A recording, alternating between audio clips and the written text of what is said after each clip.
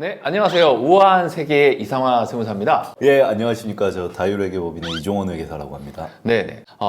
많은 분들이 이제 궁금해하고 있습니다. 이제 어떤 부분을 하고 있냐. 그래서 슬세탐을 통해서 조봉기 세무사님하고 같이 유닛으로 저희가 이제 방송을 찍고 있고요. 모래세무를 이제 저희가 법인 대표님들을 대상으로 모래세무라는 주제로 찍고 있는 부분인 거고요. 법인이긴 하지만은 법인 중에서도 좀 높다. 나는 자산 규모가 됐던 매출액이 됐던 좀 높다 하는 부분들에 있어서 회계감사라는 얘기를 들어봤을 거예요. 그래서 야 나도 회계감사 받을 수 있어 라는 주제를 가지고 예. 오늘 첫 시간으로 장작 40부작을 저희가 생각을 하고 있는데 네.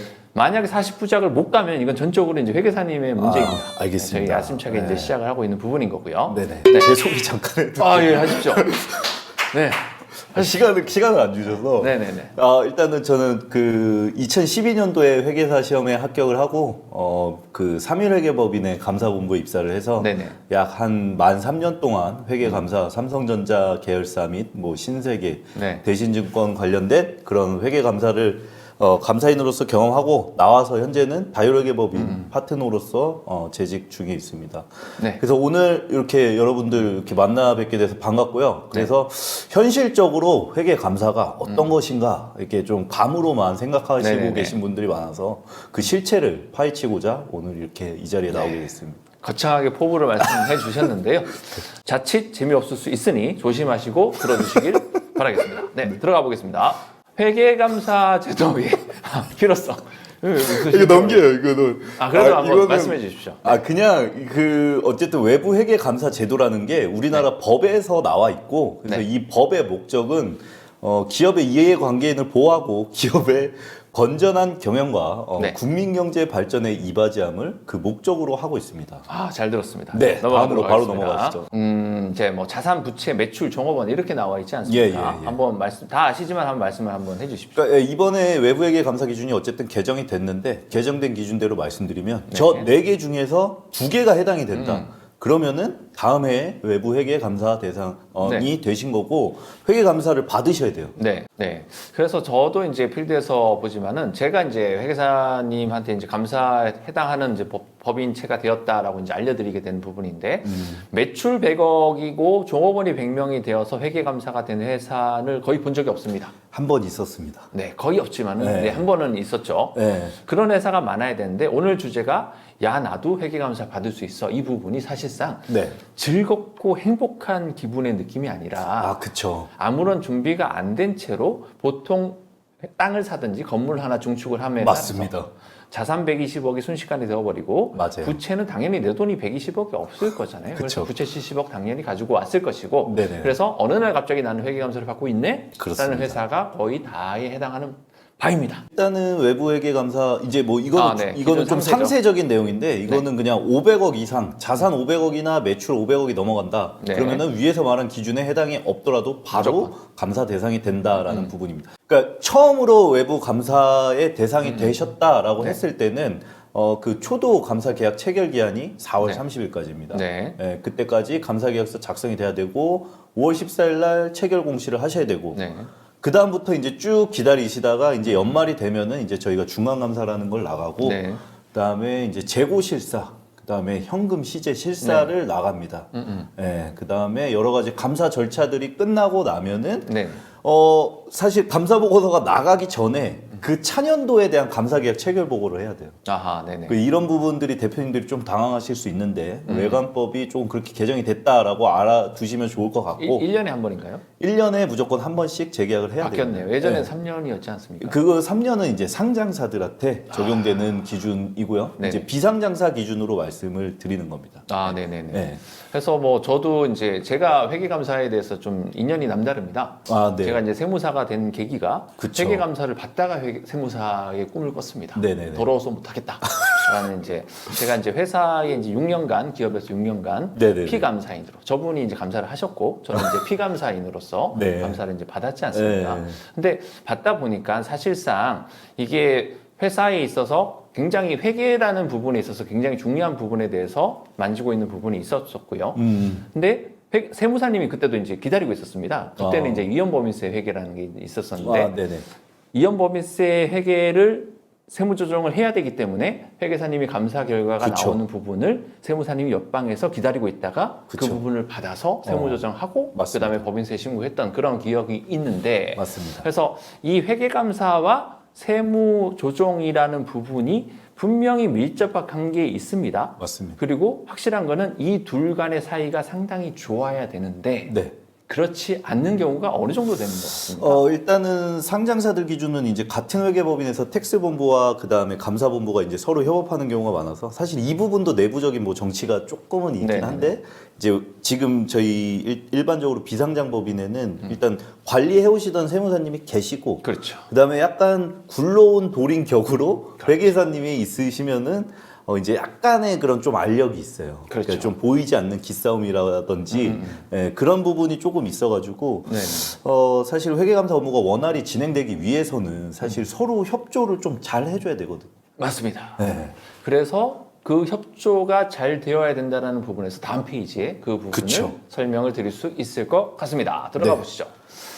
자, 회계감사의 단점부터 얘기를 하고 시작을 하게 되는 부분인데요. 그렇죠. 단점이 분명히 있습니다. 맞습니다. 네, 뭐 어떤 부분이 있을까요? 일단은 이게 회계라는 것이 이제 세법상의 그런 회계 장부 마감과는 조금 결이 다른데요. 결이 네. 다르다고 표현을 할게요.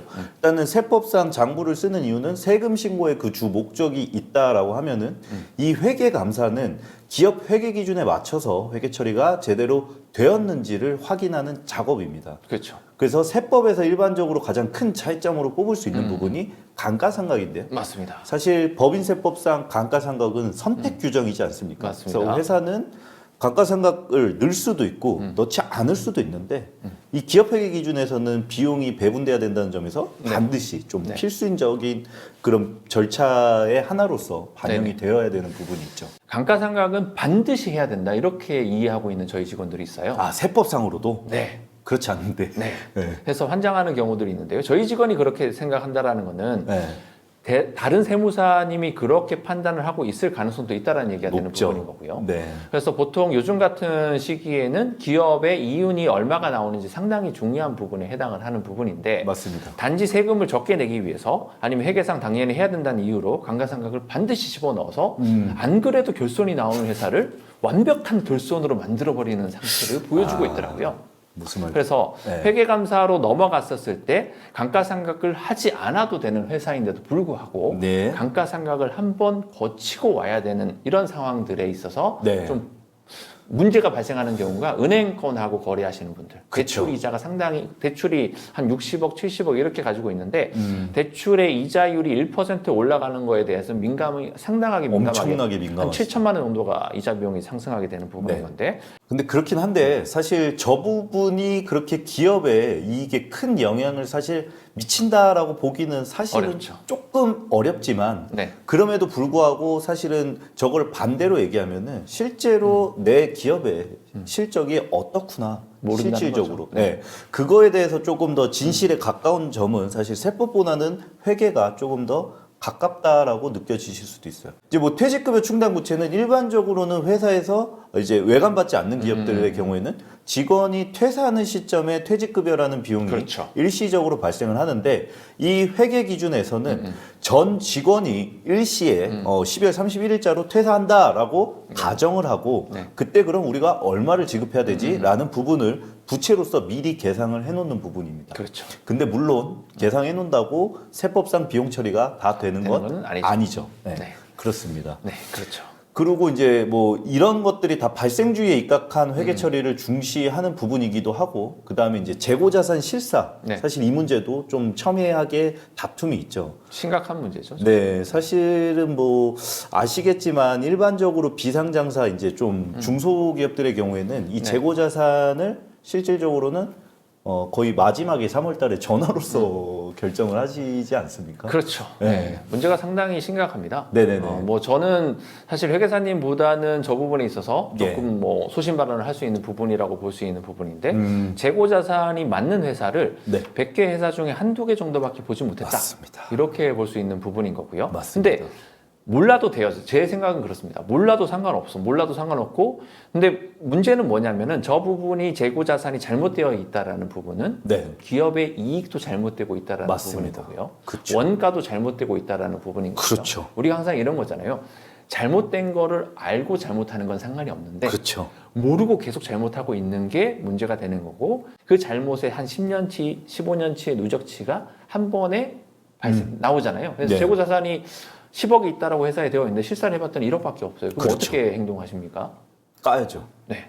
깐다라는 거는 그 재고 자산을 없앤다는 얘기잖아요. 네, 인정할 수 없죠. 없애면은 결손이 어마어마해지죠. 바로 생기게 되는 네. 거죠. 그러면 누가 제일 싫어하면 은행에서 또 싫어합니다. 은행에서는 바로 압박이 들어오겠죠. 그렇죠. 네. 그래서 사실은 회계감사를 나는 들어가게 됨으로써 회사가 굉장히 위태로워진다라고 인식하는 부분들이 많은데, 네. 근데 사실 이거는 흑백 논리가 아닌 것 같아요. 그렇죠. 들어가면 문제고 안 들어가면 문제가 안 되는 건가? 감추고 있다고 해서 문제가 안 되는 건가? 그렇죠. 네. 그렇다라는 부분인 거죠. 그래서 저희가 기획 의도가 뭐냐면, 사실 그렇게까지 골물대로 골맞으면 사실 할 말은 사실 없는데, 네. 그럼에도 불구하고 저희가 이런 개념 방송을 해서, 네. 그러면 나는 실제로 재고가 됐던 뭐가 됐던 잘못되고 있는지를 파악을 먼저 하고, 네. 그럼 그거에 대해서 넌 잘못됐으니까 너는 그럼 옆에 가 있어, 이 부분이 아니지 그렇죠. 않습니까? 아니죠. 바꿀 수 있다라는 부분에서 말씀을 드리게 되겠습니다. 네, 네. 이제 뭐 세부담 증가라는 거는 사실 이제 어느 정도 이제 회사의 이익이 이렇게 등락이 있지 않겠습니까? 근데 이게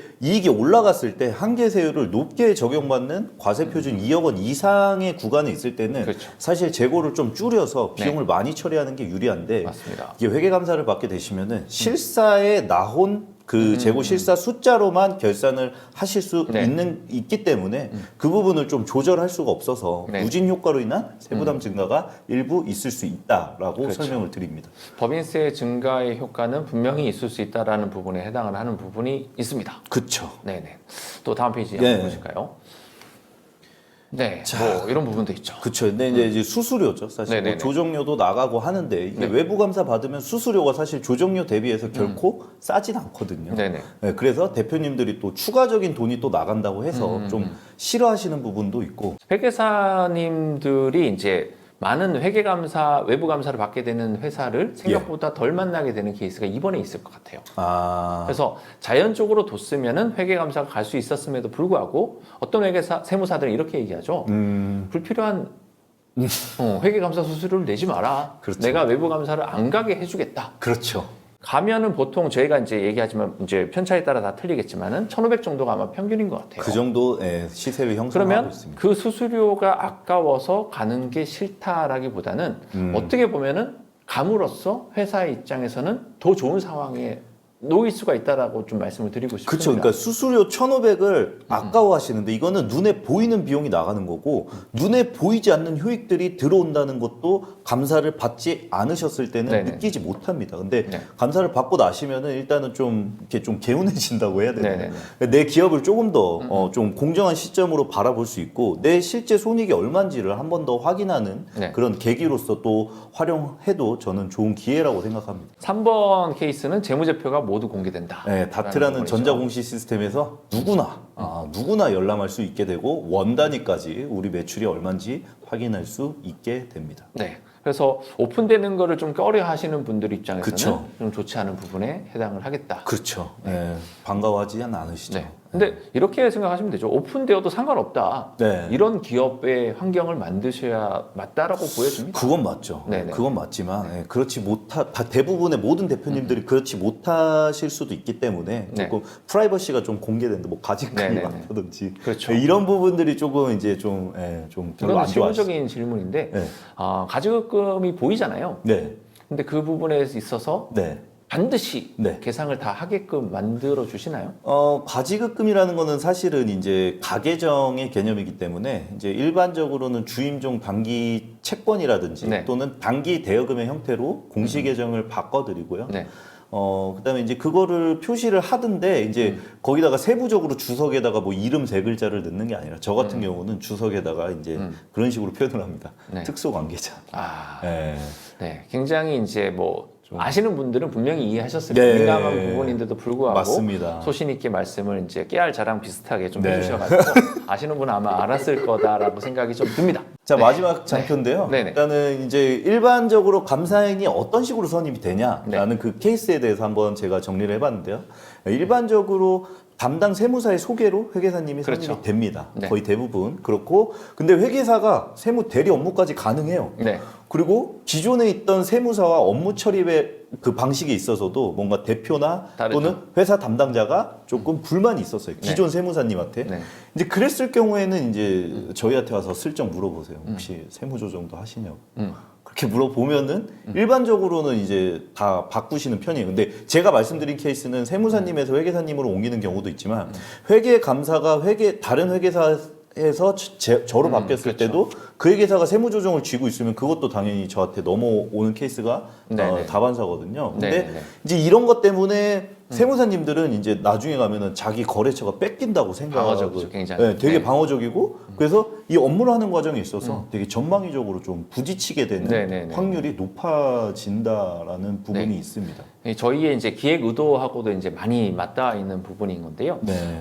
실질적으로 상장 기업들을 제외한 일반 중소기업에서 회계사를 만나게 되는 기회가 사실은 원래는 없습니다. 그렇죠. 원래는 없는데 이제 저희가 이제 많은 질문을 받잖아요. 네. 회계사하고 세무사가 차이가 뭐예요? 이제 이렇게 그쵸. 질문을 많이 받는데 네. 여러 가지 방법으로 저희가 설명을 해드리지만은 사실은 세무사도 기장이라는 걸 하고요. 그쵸. 회계사도 기장이라는 걸 합니다. 근데 네. 그 기장의 본질은 가장 기초적인 부분에 해당을 하는 부분인 거고 그쵸. 그 기초적인 기장을 바탕으로 세무적인 컨설팅을 많이 하는 이상화 세무사 같은 사람이 있고요. 그쵸. 그 기장의 바탕으로 회계감사가 됐던 다른 영역으로 뻗어나가는 이종원 회계사님이 있는 부분인 거예요. 근데 이 둘이 공존하게 되는 시점이 외부 감사를 회계 감사를 받는 시점에 세무사와 회계사가 공존하게 되는 부분인데 사실은 어떤 회사들은 세무가 한 70% 정도의 중점으로 가야 되고 네. 회계가 30%로 가야 될 수도 있고요. 그쵸. 어떤 회사는 반대로 회계가 70%로 가야 되고 세무가 30%로 가도 되는 상황인 건데 맞습니다. 이 첫 번째 키를 쥐고 있던 이 세무사님이 회계감사에 넘어갔었을 때 자기가 아는 회계사를 데리고 왔을 때에 아까처럼 7대3으로 가야 되는데 반대로 세무가 7이고 이렇게 가는 케이스에서는 우리 대표님들한테 오히려 더 안 좋은 상황에 보일 그쵸. 수가 있는 상황인 그쵸. 거잖아요. 네. 그래서 원가적인 문제도 있고 그쵸. 채권 채무에 대해서 횡령 사고라든지 그쵸. 그리고 또 뭐 또 어떤 것들일까요? 뭐 표준 원가 같은 부분도 있을 것이고요. 그렇죠. 이제 전반적으로 말씀드릴 수 있는 사항은 이제 뭐 세금을 줄인다라는 접근은 사실은 이제 세무적인 접근일 뿐이고 사실 이 회계 감사를 받음으로 인해서 전방위적인 회사의 그런 회계와 관련된 내부 관리라든지 또는 회계적인 우리가 어떤 업무들, 그러니까 채권 채무 정리 뭐 이런 거와 관련해서 실질적으로 회사한테 세금 아닌 돈을 만들어 줄 수 있는 그런 장치들을 조금 그렇죠. 컨설팅 해드린다는 점에서 의의가 있다라고 네. 볼 수 있겠습니다. 자, 오늘 첫 시간이다 보니까 예. 저희가 할 말이 너무 많아가지고 그러게요. 많은 얘기를 이제 쏟아냈는데요. 네. 두 번째 시간을 통해서 못다한 얘기는 마무리를 지을 수 있을 것 같습니다. 예, 예. 네, 다음 주에는 이제 나오는 걸로 아마 확정이 되어 있는 것 같습니다. 네네네네. 네, 다음 주 이후로도 계속 뵐 수 예, 있도록. 예. 저는 네. 뭐 안 부르셔도 나올. 네. 알겠습니다. 오늘 네네. 첫 시간이었는데요. 네네. 네, 좋은 말씀 많이 주셔서 감사하고요. 예, 감사합니다. 다음 주에 다시 또 뵙도록 하겠습니다. 네, 다시 또 인사드리겠습니다. 네, 이상화 세무사였습니다. 네, 회계 감사와 관련해서 궁금하신 점이나 또는 받아야 된다 하시면은 편하게 연락 주시면 되겠습니다. 네, 알겠습니다. 다음 예. 주에 뵙겠습니다. 감사합니다.